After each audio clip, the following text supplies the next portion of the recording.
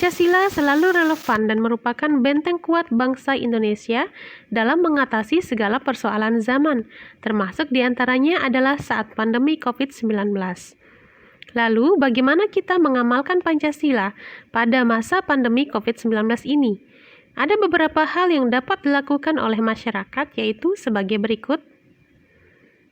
Sila Ketuhanan Yang Maha Esa mencakup jaminan perlindungan untuk seluruh elemen masyarakat dalam menjalankan ibadah sesuai dengan agama dan kepercayaannya masing-masing.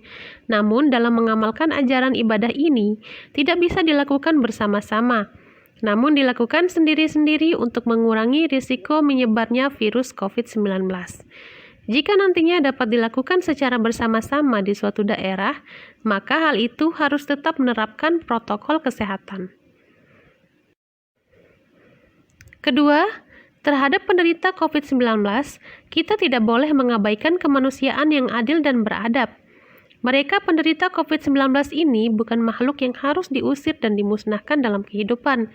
Namun mereka adalah orang yang harus kita tolong dan bantu seperti dari sisi ekonomi, karena mereka ini tidak dapat bekerja di masyarakat karena dapat menularkan virus tersebut. Oleh karena itu, stigma penderita COVID-19 adalah aib atau sesuatu yang membuat malu harus dihilangkan, karena penderita COVID-19 malah tidak akan mengaku dan malah akan semakin menyebarkan virus tersebut. Ketiga, Sila Persatuan Indonesia. Pandemi COVID-19 ini bukan hanya pekerjaan pemerintah, apalagi tenaga kesehatan, tetapi adalah tanggung jawab kita semua seluruh elemen masyarakat. Penanganan COVID-19 ini adalah perjuangan kita bersama. Tanpa adanya persatuan nasional, wabah COVID-19 malah akan berlarut-larut karena tidak adanya rasa kesadaran dari seluruh masyarakat. Pengamalan Pancasila yang seiring dengan sila ini adalah tidak menyebarkan hoaks atau berita bohong tentang COVID-19 yang menimbulkan kegaduhan di masyarakat. Seharusnya kita menyebarkan berita dan informasi yang memberikan semangat dan harapan untuk keadaan yang lebih baik.